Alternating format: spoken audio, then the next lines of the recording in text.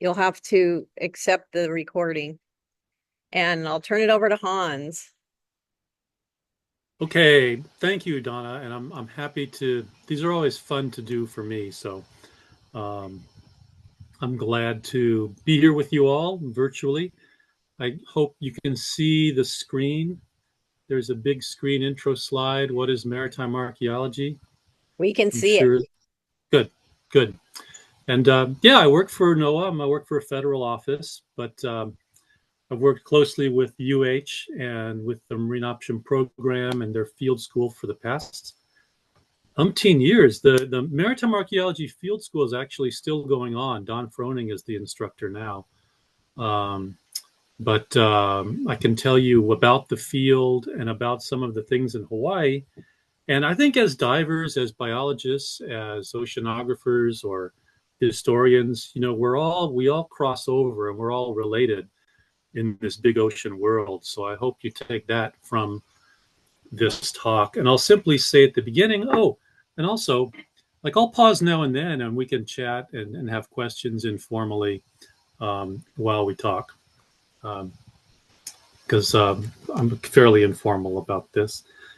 So, if you don't know, but you probably do, the maritime archaeology field itself is an academic field. Some people in the public sometimes confuse it with commercial salvage excavation or recovery. And yes, there can be excavation and conservation of materials, but it's an academic field generally under anthropology or history. But since we dive and we're in the marine environment and we're using all sorts of tools, it does involve good bits of remote sensing and geography and map making, engineering, chemistry, etc. It's the interpretation of the human past through the record of sites underwater, artifacts, physical artifacts, and quite often wreck sites, but not just shipwreck sites. So that's what it is. It's not commercial salvage. And there are usually pretty standard phases to any given maritime archaeology project. There's a research phase where we look to define a survey area or ask hypotheses and questions about the particular topic in the past we're researching and narrow down the search area basically to find something in the large ocean. The search phase can be done in many ways. I mean, you can go underwater and find something yourself with your eyeballs, or typically you can use sonar or magnetometer or some remote sensing tools from a ship or from a towed platform to discover what could be a site. It's a target, and it might be a wreck site or an artifact or a submerged habitation site. Then there's assessment in one form or another. If it's shallow enough, we'll dive and we'll assess and characterize sites before anyone starts really messing with the stuff or recovering things. If it's too deep, we'll use other tools like remote operated vehicles. Excavation is an option. If something is important enough to recover and bring back from the marine environment, yes, we can do that, but it takes a lot of preparation in terms of the funding and the conservation of marine soaked artifacts and their stabilization. And since we're a federal office, we would then be responsible for that stuff in perpetuity. So it's a pretty big leap. And we don't typically recover things unless there's a very, very good reason to. We're not in the salvage business. And then there's the idea that we share our findings with the public, publication, film, videos, etc., in some sort of responsible way. Those are the phases of a typical project. And on top of all those, since I work for NOAA, we're a resource management agency. So we do a good bit of what we'd call resource preservation, conservation of natural resources, preservation of cultural and historic resources. We won't get into the weeds of this, but as a bureaucrat, I get super excited about our legal preservation mandates. I have to know them inside and out, like the National Historic Preservation Act and the Sanctuaries Act and the Abandoned Shipwreck Act. So that covers a lot of what people find underwater. I think often when there are sport divers, public divers running into things underwater, they think, well, it's kind of finders keeper. Well, quite often it's not. It's either on state bottomlands or federal bottomlands, or maybe it's a military sunken vessel, in which case it's property of the US government.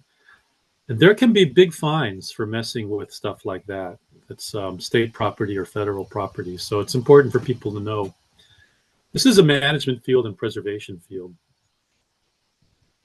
To give you the idea of the scale of the resource in the Hawaiian Islands, we worked with a partner agency a number of years ago, Bureau of Ocean Energy Management, and we had funding to do a 3-year study. And one of the volumes, one of the three, was on the inventory of what we often call underwater cultural heritage, UCH. That's kind of the international term for whatever site or artifact it is that is a trace of human behavior that's been underwater for a significant period of time. In the database for the main Hawaiian Islands, there are over 2,200, well, 2,100 case studies plus. And if you can see the green triangles in this, those are the hands-on located eyeballs on discovered sites, shipwrecks, aircraft, other material that's significant historically. There are some 400 of those. And then the orange and the yellow triangles, we have pretty firm information something was lost around there, but no one's found it yet.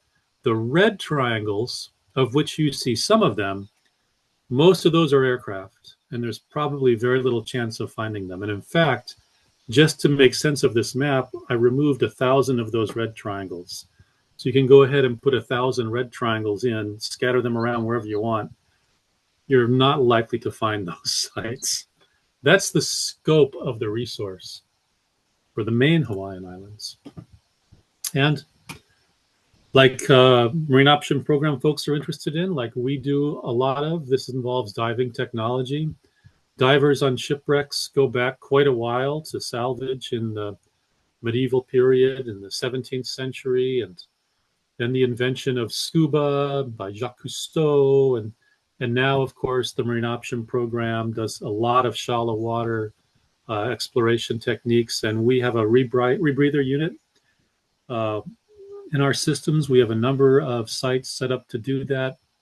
Here on Oahu at the IRC on Ford Island, the monument maintains rebreather divers, and that gives us significantly more time at greater depths to be hands-on in the assessment of sites underwater. So I'll pause there. Any questions so far about the nature of maritime archaeology or the phases of an archaeological project? I'm being pretty clear about it, aren't I? Yes, I think so. That's good. We do have a question. Hold Oh, on. good. I'm kind of curious, back on the map of all like the locations and stuff, I saw above, I think it was Lanai, there was a bunch of green dots, like located ones. Why is that like a cluster there? What is that? That's a great question. The north shore of Lanai is one of those places known as Shipwreck Beach, and it's not the only place. And because of the prevailing northeastern trades and the fact that these 19th century steamship owners wanted to get rid of these hulks, but they didn't want them to wander all over the ocean because they could crash into someone's property or sink another ship and they'd be liable. Those old steamship owners would take them over here to the channel and let them go, and those things would beach themselves on Shipwreck Beach. So we've done a couple of projects over there camping out with MOP students and surveying those shallow water wrecks for their history. And they're all run up in the shallows right on the beach. The Navy did that as well. If you fly over Lanai, you'll probably see the big Navy concrete steel hulled tanker. The Navy did the same thing in the 50s. Back in the 50s, before 72, when people were dumping things in the ocean left and right. It's a sad legacy, but that's why that's there.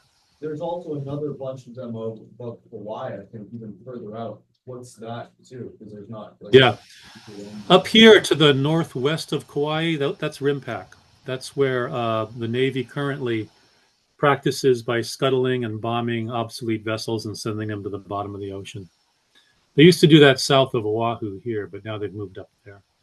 And then you can see just because of there's so much traffic and business and Pearl Harbor Navy Yard, it used to be all the obsolete stuff from Pearl Harbor. You take it offshore south of Oahu and just drop it. Automobiles, airplanes, ships, submarines, whatever you had to get rid of.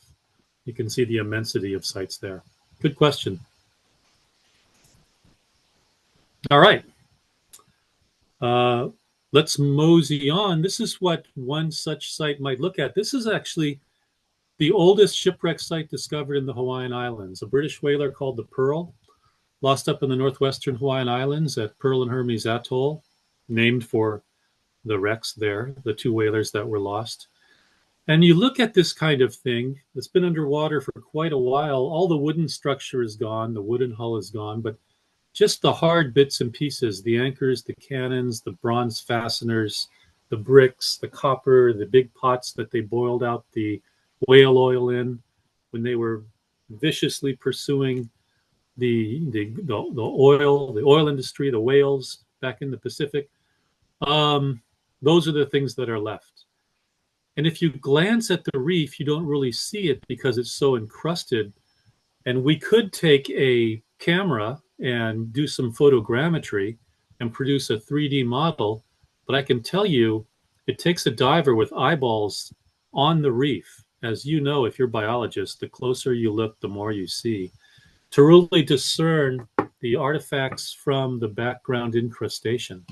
So we still hand draw maps in certain circumstances because we need divers to spend time on the reef looking closely.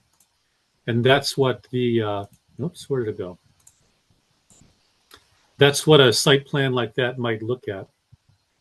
There are a lot of small artifacts, a lot of big artifacts, but just looking at this interpretive site plan done by, diving and using baseline trilateration, you can see all the stuff from the bow is up here. All the stuff from the stern is back here, the hardware that held the rudder in place.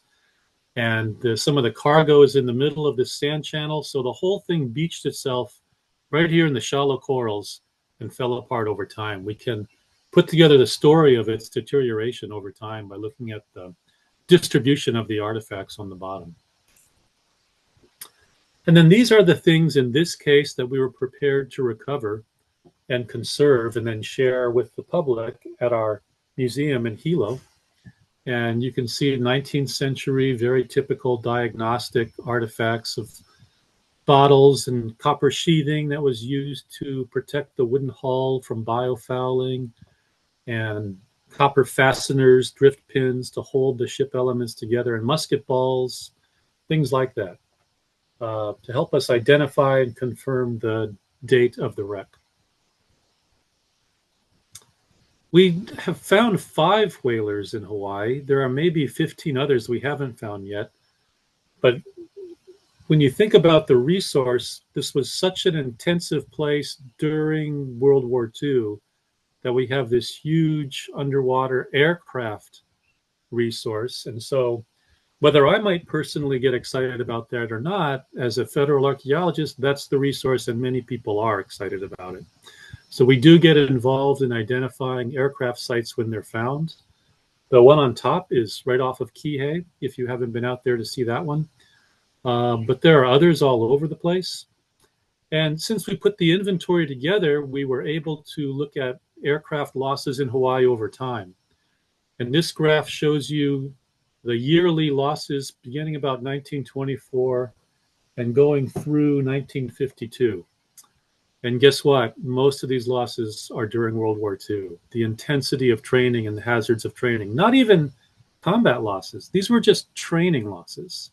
That's how hazardous this kind of thing was. So there are all kinds of different types of naval aircraft underwater.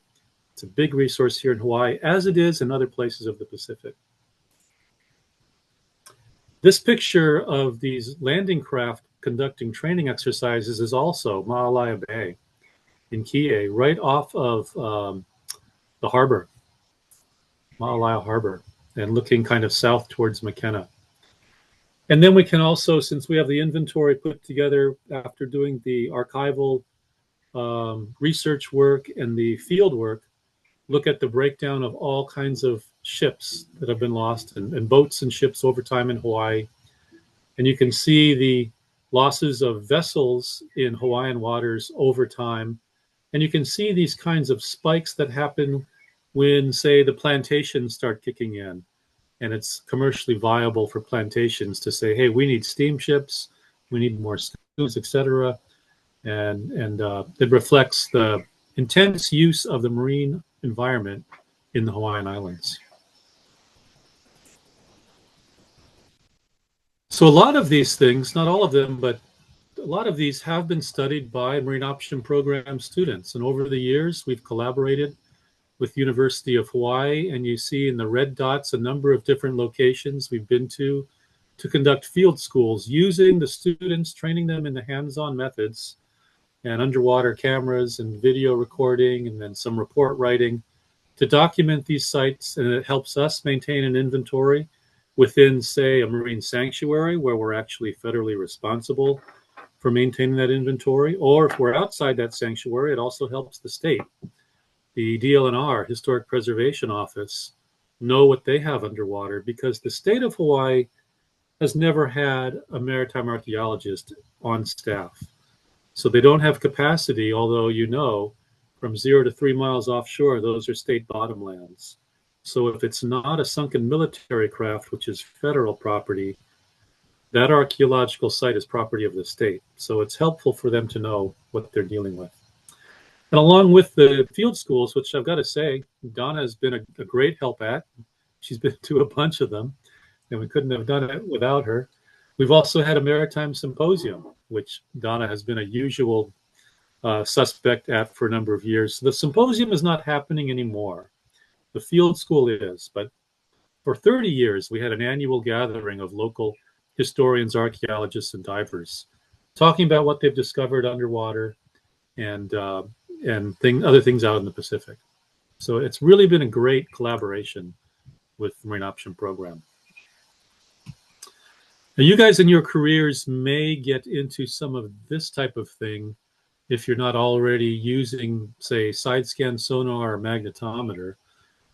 These are very standard tools for marine scientists, and particularly for us when we're looking for historic properties underwater. In this picture, the yellow towfish is a side scan sonar, which emits, 2 pulses of sound, one to the left, one to the right, and then receives the echo from the bottom of the ocean and sends the echo back up the tether to the ship, which converts those acoustic signals into visual screens. Oops. And an example of that is here. Something that sticks up above the sandy bottom can be imaged quite nicely acoustically and seen and located. If it's under the sand, the sonar is not going to pick it up. But if it's made of iron, if there's big iron underwater, that's where this orange towfish comes into play. It's a magnetometer. It detects iron. It doesn't detect other metals. It detects iron. It detects the disturbance in the Earth's magnetic field when you have something like cannon or anchors. And you can also locate things underwater. Or you can use, ROVs, remotely operated vehicles, or AUVs, autonomous underwater vehicles, like in this picture, which are programmable submersibles. And they drop to the bottom of the ocean. They use their side scan or magnetometer. They swim their patterns.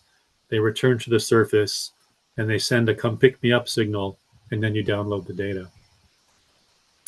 What a lot of divers do here, because we have clear water, and maybe you've done this yourself, is you just go on Google Earth and you start looking in the shallows for things that look odd, like this, or this rectangular thing, or this obviously rectangular item.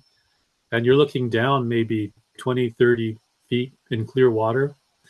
And you can then pull the latitude and longitude off of Google Earth and go out and dive it on the weekend. And that's how a lot of my friends discover landing craft and aircraft in the shallow water areas. Here's another picture of that one site in Kihei. There was a dive shop owner, and a fisherman let him know about this plane. He said, "What plane?" He said, "Oh, it's right out there off what used to be Pu'unene Airport. The the Navy air facility in World War II. And it ditched, like a lot of them did. It had engine trouble and it ditched. And fortunately, the pilot and the radio operator climbed out and made it back to shore. But the plane's been there for 80 years. And some divers like to visit. So if they're on his dive boat, they'll drop by and we'll remind them not to impact the site or take anything. And they can see a bit of history. Because I think Maui was one of the busiest training islands during World War II. I mean, things were going on all over the place. Squadrons of aircraft in the air and jungle training and artillery ranges and tank training and ships landing on the beaches along McKenna and Kihei. Incredibly busy. It must have been quite different back then. This is something else we've taken a look at with Marine Option Program divers off of McKenna. And this is, it looks like a tank, but this is an amphibious vehicle.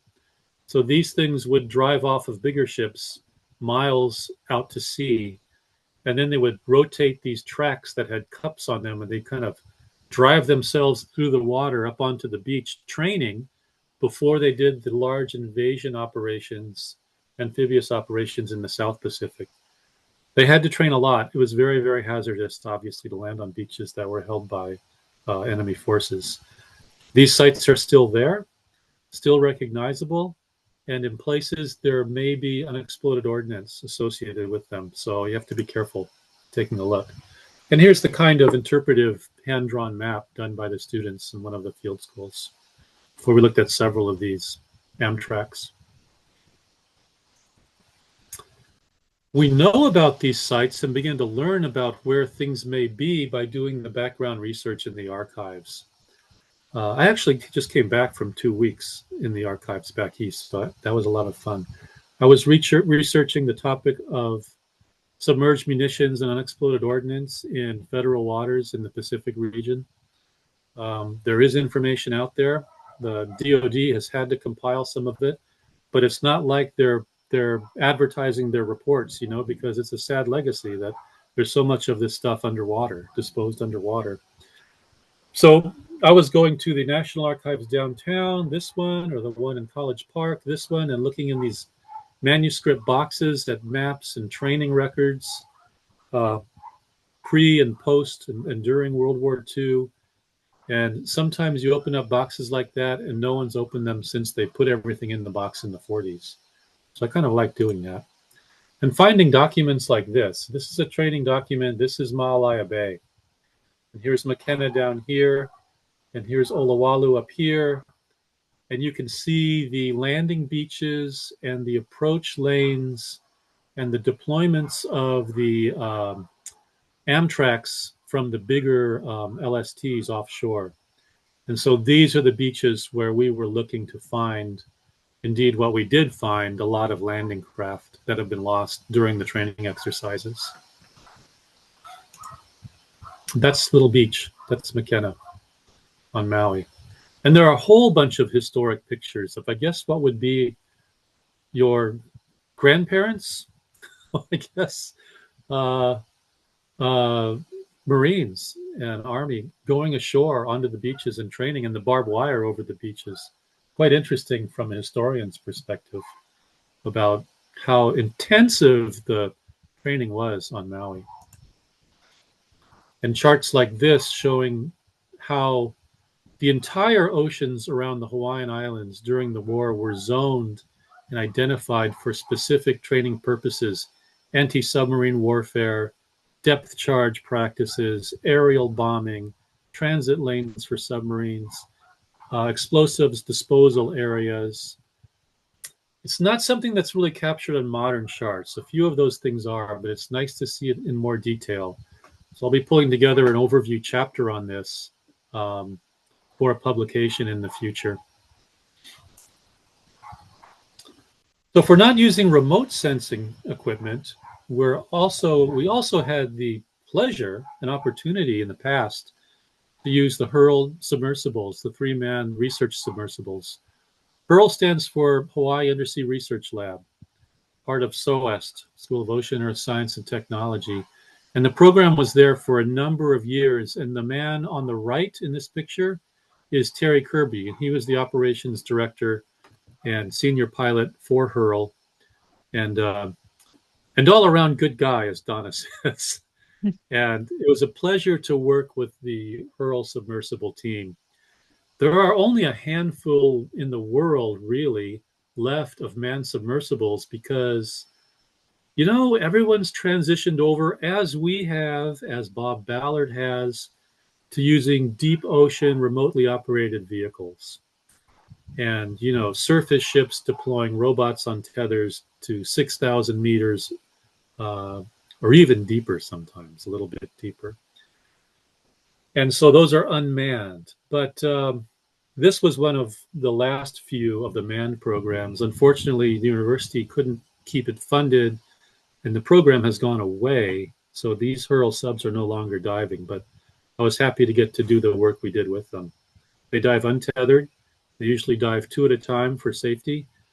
And they would have to train every year before they went on their geology missions or their biology missions. And the Hurl guys loved history. So they would say, hey, let's go look for shipwrecks when they're training. And I got to hop along for free. That was a great asset. And they're the ones that found things like the Japanese mini sub that was sunk outside of Pearl Harbor hours before the attack started, hours before the planes arrived. There were these 2-man subs trying to sneak into the harbor. They had 2 torpedoes in their bows. There were 5 of them. This one was discovered. It was a very big discovery.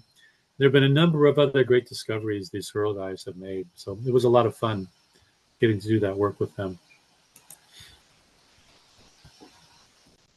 We're still looking for a lot of deep ocean targets. There are 2 vessels in the Pacific now. They'll be out here for a while. One is our own NOAA ship, the Okeanos Explorer. The Okeanos has an ROV system rated to 6,000 meters, or some 18,000 feet, which is pretty dang deep. The average depth of the world's oceans is about 2 miles. So that's beyond that. That's, some 3.5, maybe 4 miles or less down, which is extremely deep. And there are only a few of those systems in the world.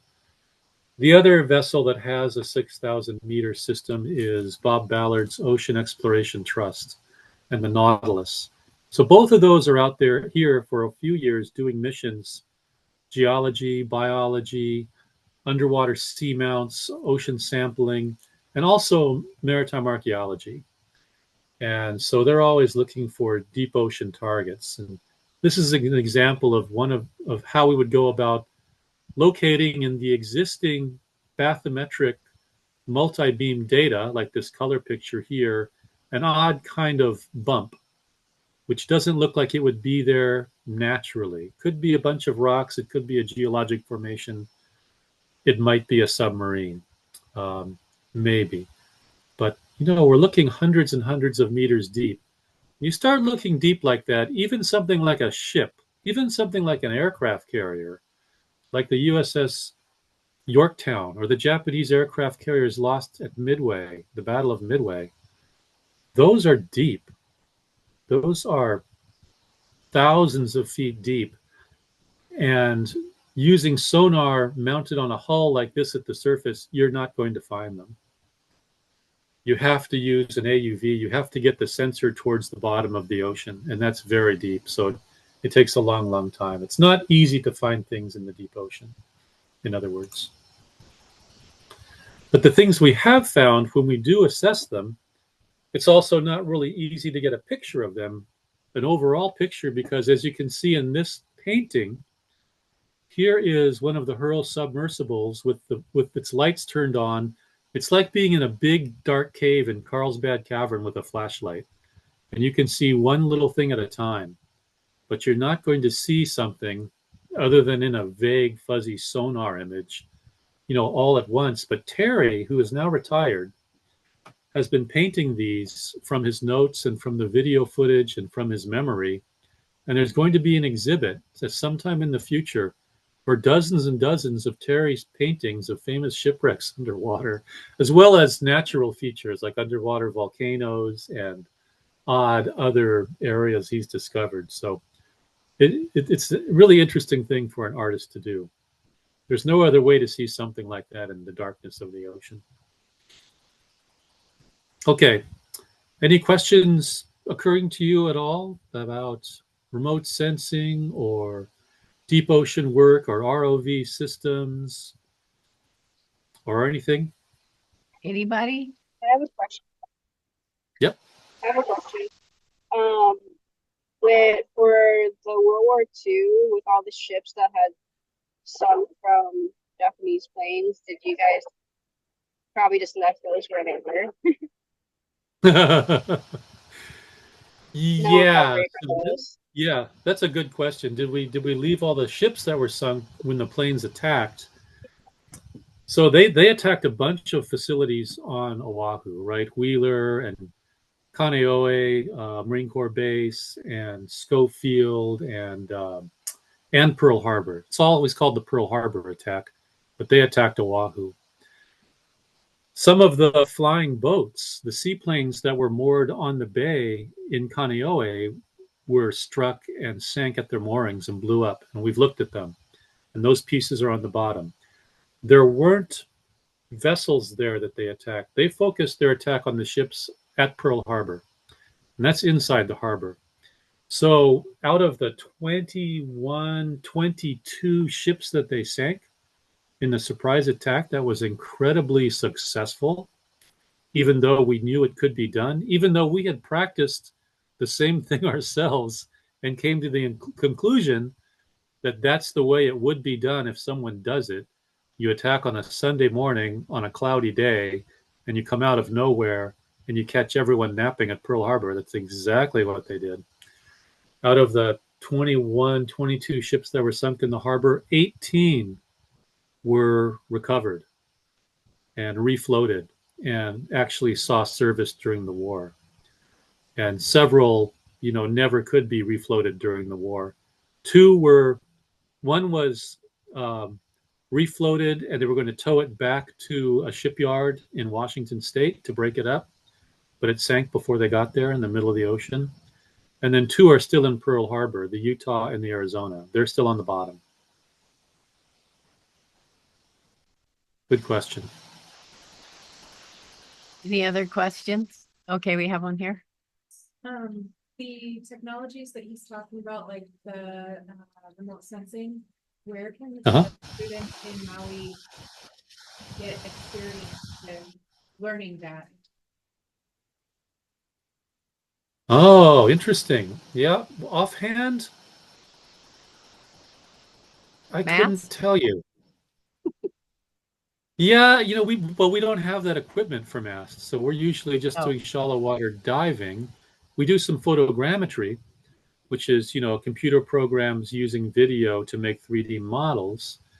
But for magnetometers and side scan sonars, like a towed side scan sonar, geologists use those.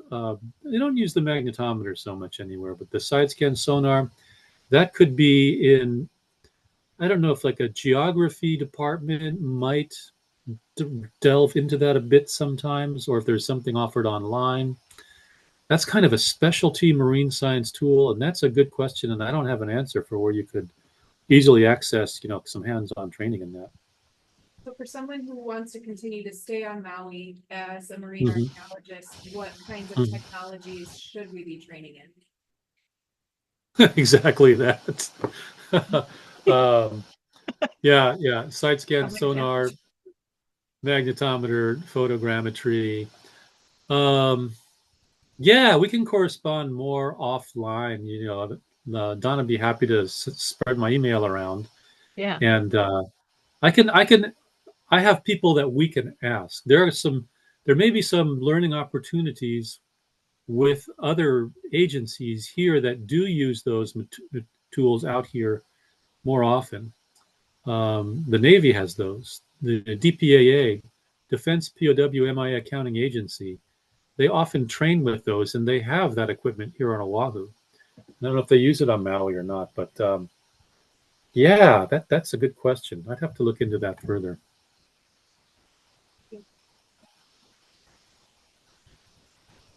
Anything else? Okay. All right. So it is neat to see these systems in operation. This happens to be the working deck, the aft deck of the Okeanos Explorer for our deep ROV system. This is the ROV being hauled over the side by its crane. We call it Deep Discoverer or D2. And then it's a two vehicle system.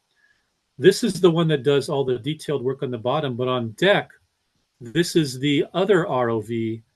It's kind of called the tow sled or the down sled. So when there's a lot of cable out, like miles of cable out, there's ship motion. The ship is experiencing the ocean swells. This down sled kind of hangs at the bottom of the tether and bounces up and down and takes out that motion itself, because inside the down sled, Sirius, this platform, there's a reel with a shorter tether that goes to D2. So D2 doesn't have to bounce up and down. It's tethered to this down sled, in other words. So it's a two-part system. And that means we can get an overview of the site underwater from the camera in this down sled hanging above a site, while we get the close-ups with the maneuverable ROV, which has thrusters and manipulators and sample bottles, etc. So it's a really nice system to see working. This is the Okeanos, the NOAA ship. These are hand-me-down Navy vessels that we get and then kind of renovate. It's fairly costly, costs millions. These ships were already had a long service career, as a lot of them are submarine hunters. They're designed to go to sea for long periods of time. They have about 18 NOAA officers and professional mariners on board, and then maybe 20 scientists, biologists, geologists, archaeologists. And they're old. And so it's hard to find a chief engineer that even remembers how to operate the engine rooms. That's one of the sticking points we have for these vessels. They're old and things break. A few months ago, we had a fire in one of our NOAA vessels off of Samoa. And you probably didn't hear about it because we don't advertise things like that. But it was a near fought thing. They were some 400 miles north of American Samoa. The fire broke out in the engine room, and they're trained to fight those fires. And they have, protective outfits with air bottles. They were down to the last air bottle fighting the fire. And after that, it would have been abandoned ship. So they're lucky they got it put out. And that vessel is still in Pearl Harbor, still trying to get repaired. But that's one of our NOAA fleet. And then this is what it looks like inside the control cab, because obviously there's no one in the ROV, but the science party and the pilots and the video technicians are on the ship in a darkened cab looking at the screens. And the ship is able to broadcast live. The signal comes up from the ROV to the ship, is broadcast to a satellite and directly onto the internet. So a lot of these missions that we do are shared live with the public. And the public can tune in and hear us chatting about what we're looking at, and also sometimes interact and send questions in that we can respond to. It's a great way to do deep ocean underwater work. And it's changed the way that we engage the public. And it's really been wonderful. This is the same type of system on Ballard's ship, the Nautilus. Here is one of the Nautilus staff getting ready to recover the ROV from the ocean. That's the ROV doing the close-up work, and the down sled is already on deck, already been hauled up on deck. This is after a mission's been finished. The dive could be 8 hours, 12 hours, however long it takes. And when we were on site in the cab on the ship, it would be 24-hour operations. If the ROV's in the water, we're going to be broadcasting live, and we're going to be doing science and recording data. So the ship had 3 watches, and I had one watch, then the 2 other leads had the other watches, and we stood 4-hour watches twice a day. And my watch, for example, was noon to 4 p.m. and then midnight to 4 a.m. And we just had to, simply be ready to document sites, tell the pilots what they're looking at, where to go. because the ROV pilots, the technicians, they're not the oceanographers, they're not the archaeologists. They just drive this stuff. They're saying, you tell us what you need and we'll do it. So it's a remarkable collaborative enterprise when these dives happen. And this is what investigations look like. In this case, looking at a World War I era submarine on the bottom, which is not only interesting for its history and its archaeology, but as a reef structure itself and a site for colonization. If there's nothing else but sand in this area, this site's going to be colonized. It's going to be great habitat for deep ocean sea life. And so there are always biologists working alongside of us, documenting what they see and taking notes. So, getting towards the end, this is what we kind of sum up the state of education for this field, for the field of maritime archaeology. The working degree is a master's degree, graduate degree. And this type of coursework can be very multidisciplinary: archaeology, anthropology, history, museum studies, material cultures or conservation of artifacts is fascinating, mapping, engineering, etc. There are all sorts of a host of applied skills needed. Grant writing is one of them. Photography, diving, computer work, even rigging, archival research. And it's not a huge field. There are jobs, but it's a small field. And there are only kind of a handful of places that are really producing graduates at the degrees at the graduate or PhD levels. Texas A&M, East Carolina University are two in the U.S. University of West Florida also has a major program in maritime archaeology. Australia and Adelaide, Flinders University has a major program. In the UK, Oxford has a program, Cambridge, and there are others. And of course, for the Asia Pacific region, people have been doing maritime archaeology for a long time. So there's a major training center in Thailand, in Sri Lanka. Taiwan is spinning up a program for itself. Mainland China has an impressive program at their National Museum in Beijing and other places. This is the job situation. A professional graduate, and this is a bit old data, so it's probably more now, but with a graduate degree in maritime archaeology, you'd want to start out at least 300 a day or 72,000 a year. It's probably more like 80 or 90,000 a year with a graduate degree to start with. But there are large companies, so what I did is I was looking at creating a position at University of Hawaii in academia, but then I got hired by NOAA, which is a federal office doing resource protection and management. So state and federal agencies are one way to go for jobs, and it'll be resource management, inventory, etc., compliance with state or federal laws.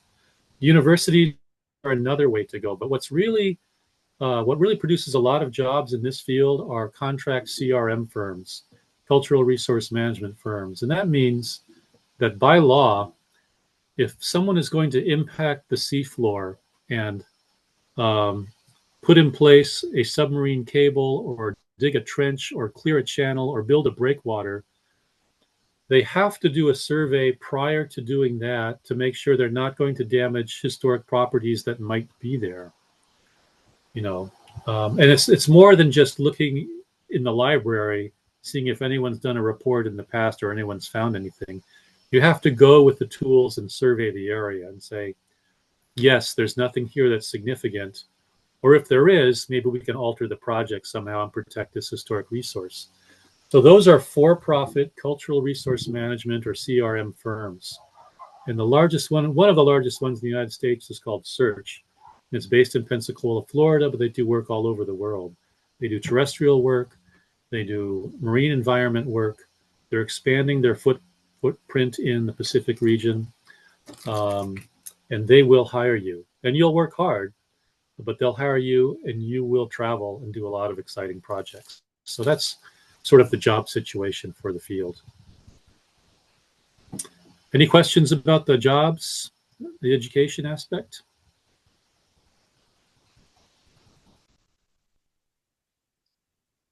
All right. So we're going to wrap up and talk about something kind of crossover topics where this field of history and archaeology intersects with ecosystem conservation and the health of oceans. There are a lot of tankers underwater, and a lot of them were sunk in World War II. There are all kinds of issues with shipwrecks and metal corrosion and unexploded ordnance and chemicals leaching into the environment. But the oil is a big one, oil at sea, and it's getting more attention now.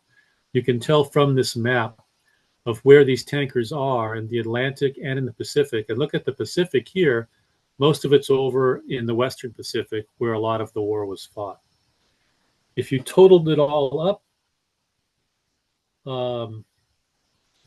there could be 2.5 to 20 million tons of oil from those sunken vessels. It's hard to estimate that. But for instance, the Deepwater Horizon, what in the spill, the BP spill in the Gulf of Mexico, which was horrible, was 1.1 million tons.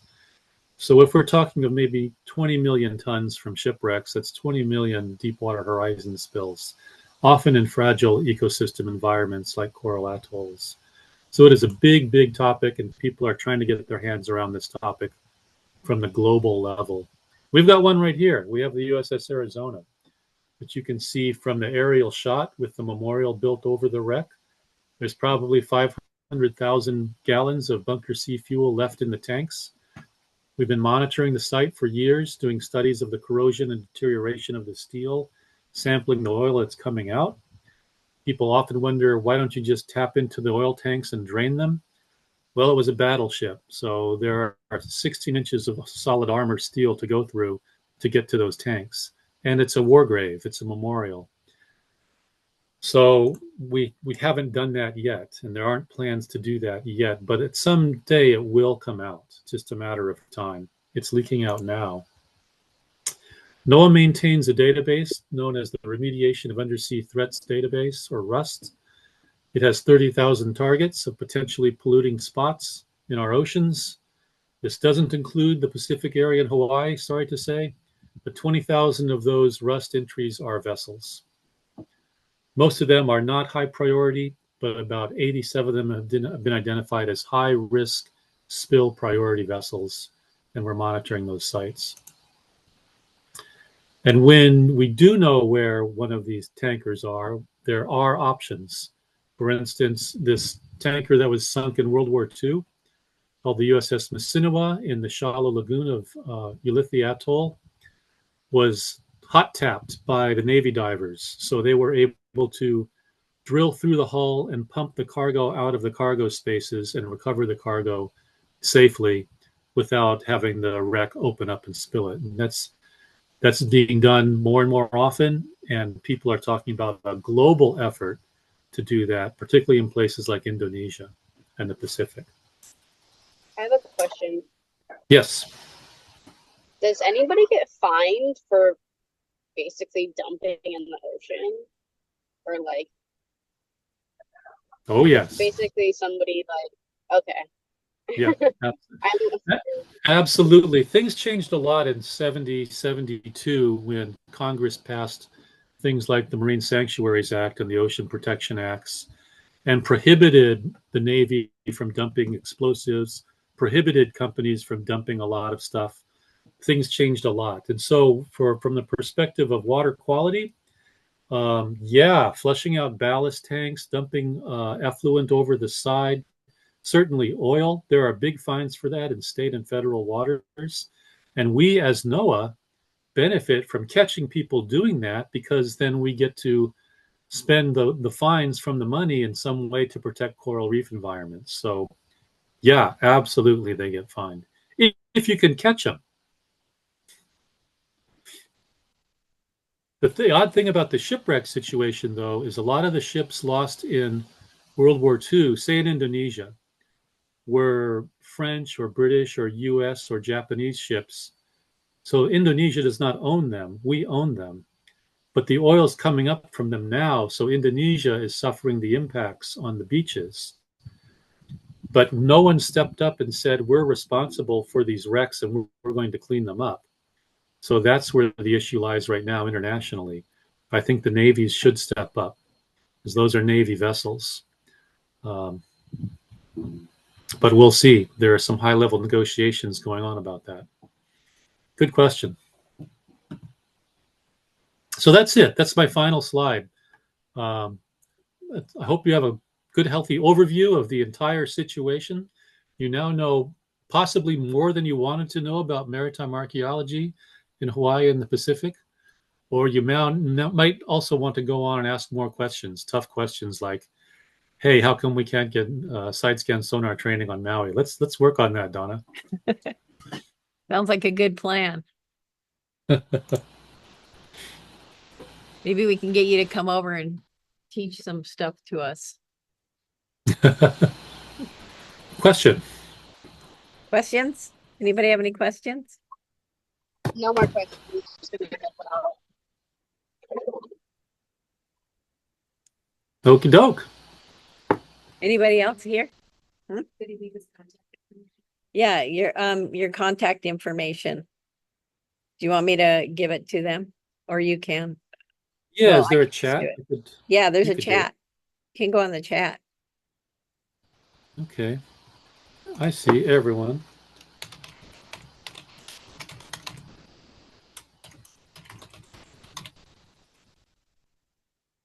All right. That email is going to be good through December 28th. And then what? And then I'll no longer work for the agency. Really? Are you retiring? I Or did you am. get fired? Let's call it. Come on I'm now. just kidding. Are you retiring? I am. You're too young to retire. Yep. Exactly. Oh. Well, then maybe you can come over and teach us how to do side scan sonar as like a little Yeah, thing. there'll still be possibilities for that stuff. Yeah, that would be fun. Anybody else have any questions? Well, thank you so much for doing this and for coming You're welcome. today. It was really interesting as always, and always love to hear about all these things that, as biologists and we mostly work with the biology part, and it's always kind of interesting to see other things that you can do underwater that are important. Sure. There's a lot to do, like clean up the oil. Yeah. Yeah. All right. Well, thank you so much. And Okay. Have a have a great great trip, day. and hopefully we'll see you soon. Yep. Okay. Take care. See y'all. Okay. Okay, I think all the rest of our class is gone. So let's see, I'm gonna turn off the recording.